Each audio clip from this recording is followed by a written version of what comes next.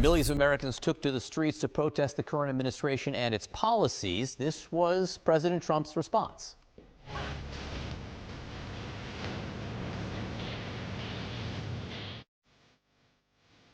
The AI-generated video features President Trump in a crown, flying a fighter jet emblazoned with King Trump on its side. The president then appears to dump raw sewage on protesters. This new wave of No Kings rallies, as they're called, boasted nearly 7 million attendees across 50 states.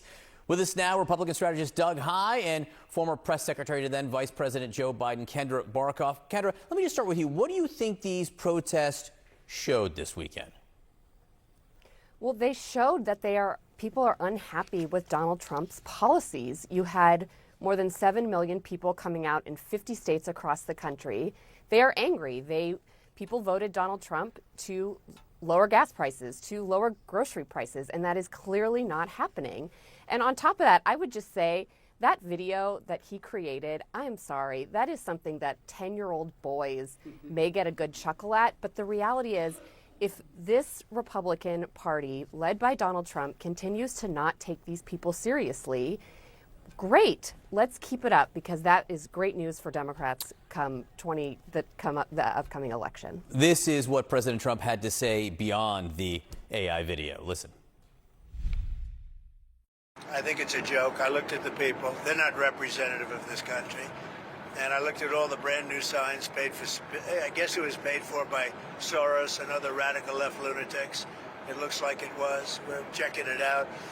The demonstrations were very small, very ineffective, and the people were whacked out. When you look at those people, those are not representative of the people of our country. Mr. President, besides San Francisco... By the way, I'm not a king. I'm not a king. So, Doug, he called them very small, very ineffective. I will note, I mean, we're just a few weeks before elections across the country here. I assume there is a risk to overstating the importance of these, but how much of a risk is there to understating the importance if you're Republicans? Well, it certainly can tell us maybe something about Democratic intensity.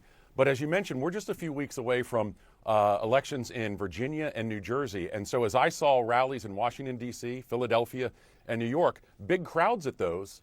But ultimately, I would rather, on one of the last Saturdays before the election, have those people knocking on doors and making phone calls and actually trying to affect elective change, if I'm a Democrat, than waving signs and whatever else. It seems to me to be a missed opportunity here.